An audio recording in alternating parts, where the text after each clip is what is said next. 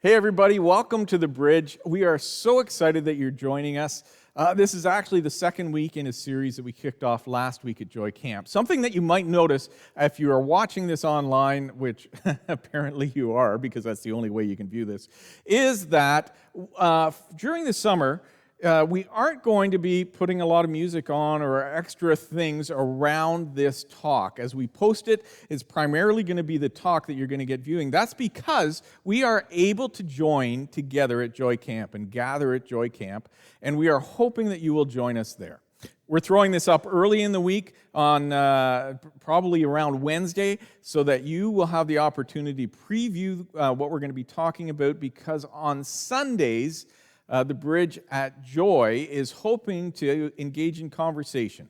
And so we want to give you the opportunity to be primed for what we're going to be talking about on Sundays. Let's say that you can't join us at Joy Camp.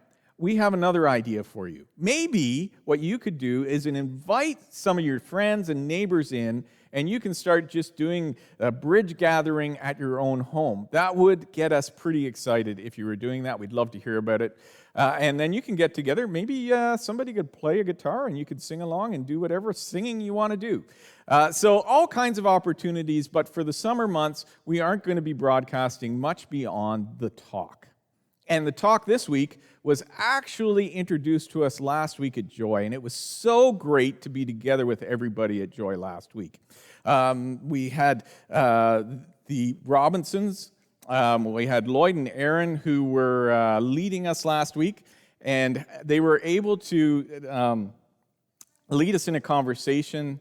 Aaron shared a lot of her story about what's gone on in her life. If you weren't there, you should have been.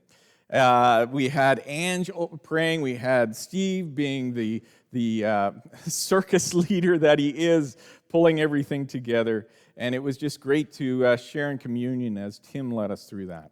It was so fantastic to be together and to see some friends, some of whom we haven't seen for a long time because of the pandemic. And what we're talking about is so significant, especially in view of what a lot of us have experienced through the pandemic, just the challenges of our mental health there's all kinds of reasons why we would be struggling with our mental health in this environment, whether it's socialization or whether it is just the fact that so many uncertainties are out there. And so as we move forward in this series, I'm pretty sure this may apply to you. I know that it applies to me. Here's a quote that I really think is pertinent. Most of life's battles are won or lost in your mind. Now, you may have heard this before. It may be something that you already knew. The question is, do you believe it? You know what's interesting? As I look at this quote, I think about my own challenges. I am not a great athlete, but I am a better athlete than my mind lets me be. I can be out golfing and I will be playing a great game, and I will say to myself, you're really not this good. And my game will begin to prove what I just said. The same is true in hockey and other sports. I will convince myself that I am not as good as I am actually being. I don't know if you can relate to that or not, but the battle in your mind determines how you are going to succeed against the challenges that you face. The battle for your mind. There's an interesting passage in the Bible, and we find it in Proverbs. And much of Proverbs is written by King Solomon, who was a very wise person. His own personal life was messed up. And what's interesting is I was reading in parts of the Old Testament, in Deuteronomy, Moses' instructions to the people of Israel, the children of Israel, that he gave them if and when they had a king. He gave them certain instructions about what that king was to do and what that king was not to do. And what's really interesting is Solomon broke all of those rules. And yet, Solomon was an incredibly smart person. He had all kinds of great achievements during his reign. And he writes in a book to his son. It's kind of like just life lessons that Solomon wants to share with his son. And he writes these passages in Proverbs chapter 4. It says, "My son, pay attention to what I say. Turn your ear to my words. Do not let them out of your sight. Keep them within your heart." And he continues with this, "For they are life to those who find them, and health to one's whole body." It's just the idea that possessing good knowledge is a benefit to the health of your entire body. And then he says this, "Above all else, guard your heart, for everything you do flows from it." Everything you do flows from your heart. Battles are either won or lost in your mind. A little further in Proverbs, Solomon writes this to his son. It's part of a section that starts at chapter 22, and it's 30 sayings to the wise, or 30 instructions to the wise. And in this, in chapter 7, he says, "For as he thinks within himself, so he is." When we look at this, the passage is just pulled out of the context where Solomon is telling his son to be careful where you eat. Don't eat at somebody who feeds you begrudgingly. Even though he says eat up, he really doesn't mean it. This, in the New American Standard Version, is translated to this, "For as he reckons in his soul." This is literal translation. "As he reckons in his soul, so he is." Craig Groeschel has this quote in his book. It says, "Our lives are always moving in the direction of our strongest thoughts," which is exactly what Solomon is saying. How we need to protect our hearts, how we need to protect our minds, because out of them flows everything we do. We head in the direction of our thinking. You know what's interesting with this is that as we have a thought, there is all kinds of brain chemistry that is happening. There are neural pathways that are being developed. When we have a thought, a positive thought, there are certain chemicals that are released in our brain that make us feel good. And when we have negative thoughts, there are certain chemicals that are released in our brain that affect everything about us. I, in the last year, started doing Noom. You may have seen the commercials on TV. And it's a good program. I recommend it. I certainly still have some weight to lose. But it's what they drive at is the psychology of what you eat. And one of the very first lessons that they give you is that if you don't think you can lose weight, you won't. Because that negative thinking actually releases chemicals in your brain that cause your digestive system not to function properly. Now, thinking positively is not enough, but you will head in the direction of your thinking. If you think that you are going to fail at what you attempt to do, chances are you're going to fail at what you attempt to do. If I think I am going to blow a lead in an amazing golf game, I'm going to blow that lead. If I think I'm going to mess up pop fly, I'm going to mess that up. This happens to me all the time.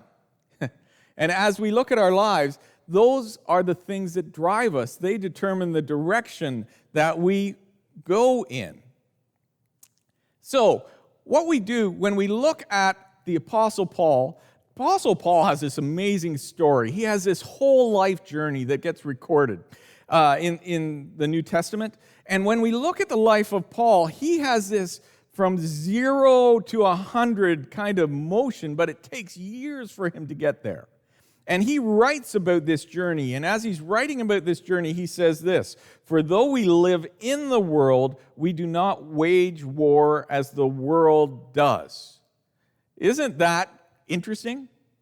That the way that we are going to battle, the way that we are going to win the battle in our mind is going to be different from the way that the world would battle for the mind. And pay attention to where this goes, because it's really, really interesting. The weapons we fight with are not weapons of the world. And then he writes, on the contrary, it's not in addition to. He actually says the weapons that we fight with are opposite to the way that the world fights.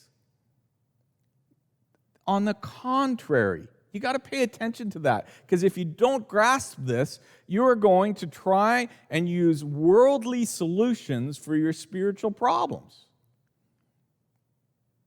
On the contrary, they have divine power to demolish strongholds. Do you know what a stronghold is? It's not a term that we would use regularly, and yet it's such an important concept for us to understand.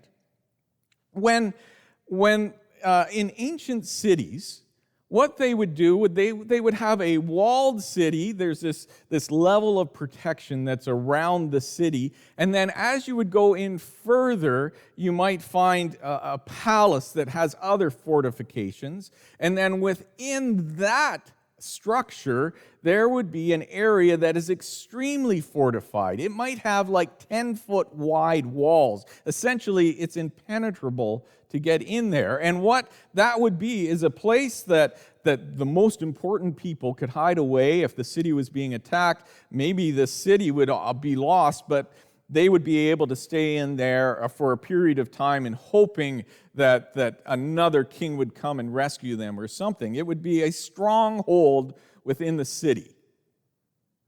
And as Paul is describing the way that you fight this battle for your mind, he says, you don't attack from the outside.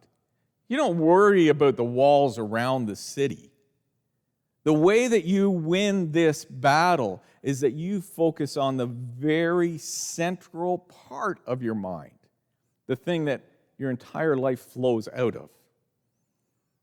And he says, have this divine power to demolish strongholds. Did you catch that? It doesn't say that God demolishes them. There's an effort that we need to have in order to fight this battle. We demolish arguments of every pretension that sets itself up against the knowledge of God.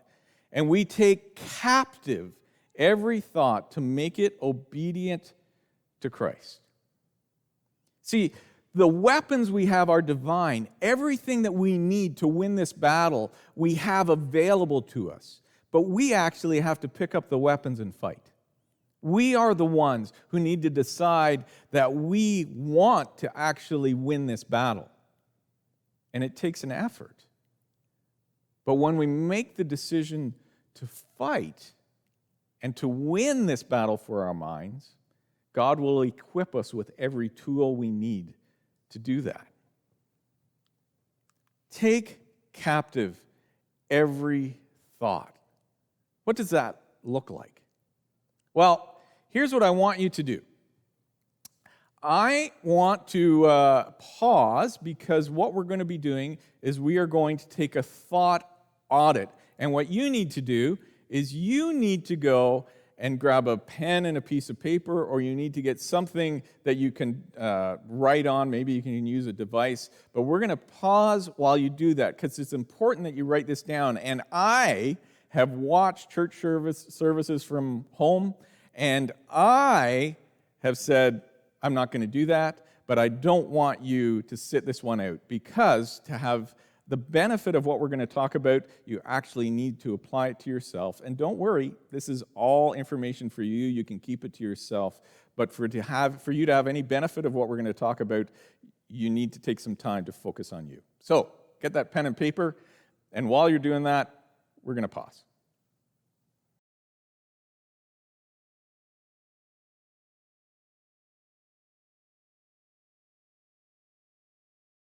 All right, we're back.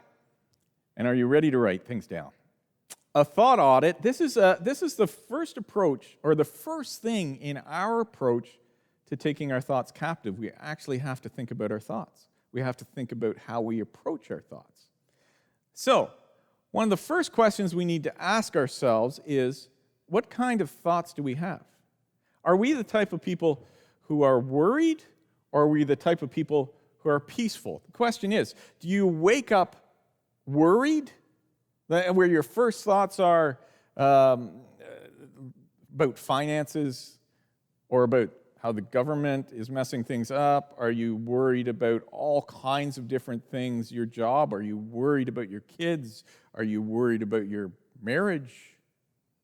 In fact, chances are you actually didn't have to wake up to think that way because you probably didn't sleep if you were down here on a 1. Or are you up here in the peaceful range, that even though circumstances are challenging, even though things aren't peaceful around you, you wake up with the attitude and the knowledge that God is in control? Sometimes we think that being that peaceful means that we need to be kind of out on some deserted island by ourselves, listening to the waves, doing nothing. But if we have the peace of God in us, if we are walking in peace, it's not that we are doing nothing, it's that we have peace to actually move forward. Peaceful people have a peace that passes understanding, that doesn't make sense for the circumstances they're in. And that's the kind of peace that God calls us to. It's the idea that we just have a full confidence that even though things are falling apart around us, we have a full confidence that God is in control and He will make it work. I would love to say that I'm up here around number 10. There are times when I think that I actually am close to that. But I would say, for me, so much of my life is kind of in the middle, maybe. Circumstances come that challenge me, that I start to worry about things. And there are times that I just really can't do anything about it. At least that's what I tell myself. But I don't think God wants me to be in the state of worry. In fact, it says, how can worrying about something add a single day to your life? In fact, it takes life away from you. It takes your experiences away from you. It takes your relationships away from you. Worrying doesn't add anything to your life. It detracts from your life. So as you think about this, where in general do you think you live? Are you in a worried state all the time? Are you worried about finances and kids and marriages and your job? Are you worried about retirement? Or are you peaceful and walking and doing what God leads you to do, using the gifts and talents you have? And are you able to say, God's got it. I'm just going to keep following? Where are you at? Why don't you just circle a number? The next thing that we are going to look at is negative versus positive. There's 3 categories we're going to look at. This second one is negative versus positive. How do you view people? Is your default that these people are idiots around you? Is your attitude towards circumstances always negative? Do you assume that somebody is trying to rip you off? Or are you more positive in your thinking? Do you view people as children of God? Do you view people as people that Jesus gave His life for? What state do you find yourself in? Are you negative about your circumstances? Is everything wrong with your work? How many people do you know that have had terrible work experiences that every job they go to, the boss is an idiot, the customers are horrible, and they just go on to the next job and the circumstances are exactly the same, I'm pretty sure it's not the job. I'm pretty sure it's all in their minds, and they have a negative view of life. When God calls us to have a positive view of life, God has placed us in this world, in this life.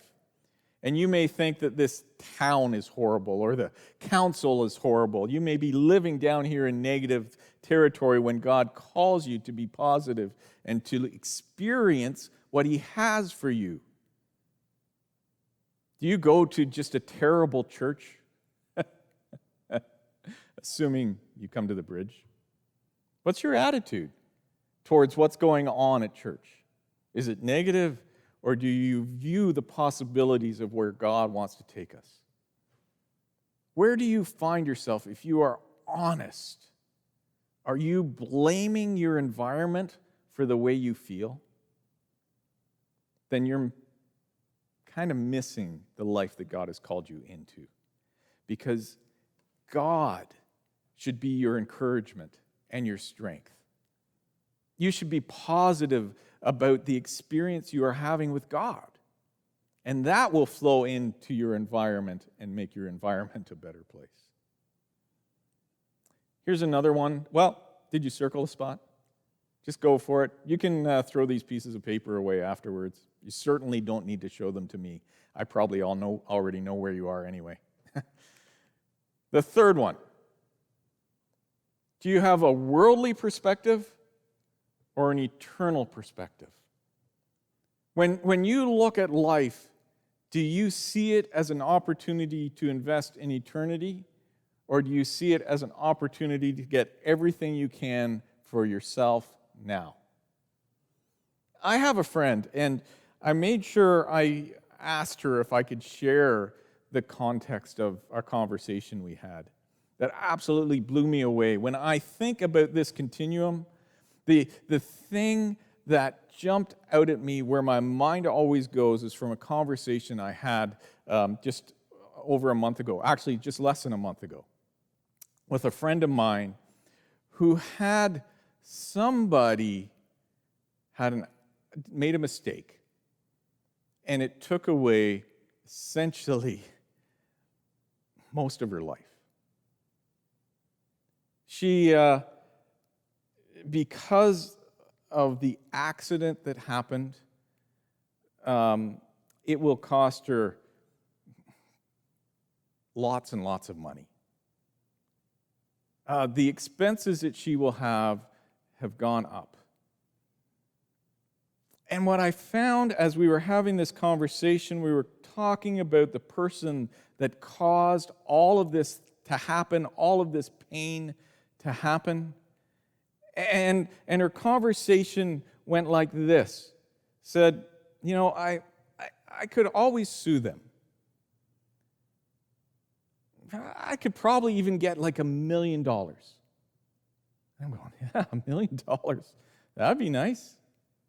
And she goes, but I'm not sure how that would affect this person. Would they view me as forgiving? Would they view me as Christ-like? And she said, sir, maybe I could get $1 million, but what's $1 million in comparison with a soul? I go, what a perspective.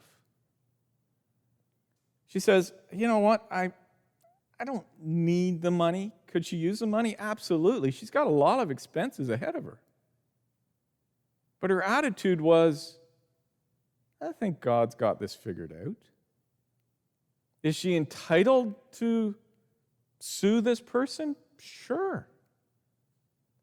And she goes, yeah, I'm probably entitled to that, but what's $1 million in comparison with a soul? And we're not talking about her soul. We're talking about the soul of someone who has caused her significant pain and loss. You tell me who's got the Christ-like perspective. Where do you find yourself on this continuum? Because I got to place that attitude right up here at number 10. Where do you find yourself? Are you getting up every day dreaming about what you could buy to make this life better? Or do you think about what will make this eternity more valuable? And are you thinking not just for yourself, but also for your neighbors? What would be the best thing I could do for the sake of my neighbor's eternity, or for the sake of my enemy's eternity? Where is your thinking? Craig Groeschel says, you cannot have a positive life when you have a negative mind. And I think we all know people, maybe we are people, who just keep holding ourselves back. Our negative minds just don't let us become everything God designed us to be. We carry on. 2 Corinthians 4, we've already looked at this. We fight with, the weapons we fight with are not weapons of the world. On the contrary, they have divine power to demolish strongholds. Divine power to demolish strongholds. So here's the question. What strongholds are holding you back? And if I were to start listing what's in the strongholds in my mind, there's lots of things probably. So let's narrow that in. What stronghold is holding you back? I already planted a seed for this if you were at Joy last week. But what stronghold is holding you back? When you look at that continuum, what keeps you from having 3 10s across the board? Where does your mind go? What happened to you that keeps you from being everything that God called you to be? What keeps me from having that eternal mindset that will serve God's kingdom for eternity, or serve my bank account for a very short period of time? What is the stronghold, just the big one, that steers your life? Is it that you think you are unlovable? Because the God of all creation loves you more than you can possibly understand. What stronghold keeps you from losing weight, if that's what you want to lose? What goes on in your mind? Do you think you're not worthy? Do you not think you're able? Do you not think that it matters, nobody cares about you?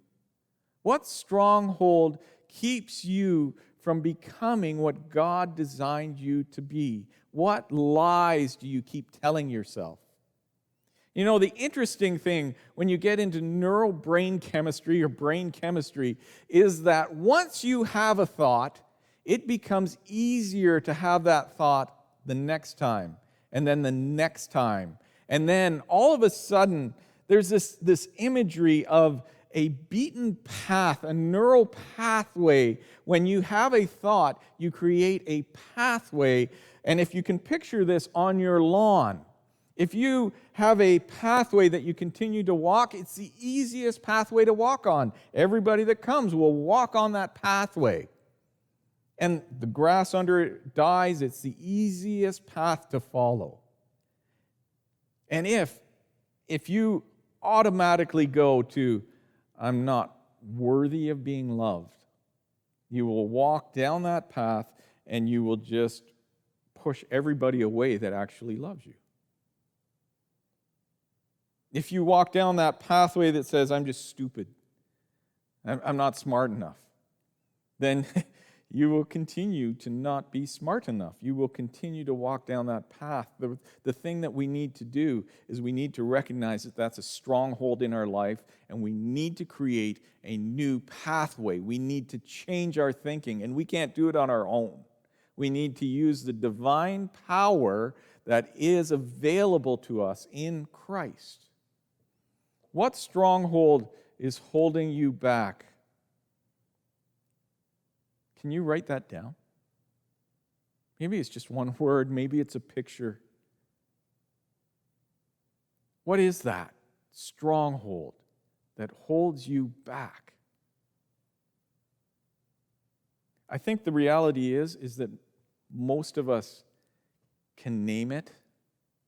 Most of us don't want to. Most of us just don't want to blame ourselves for the circumstances we find ourselves in. When the reality is,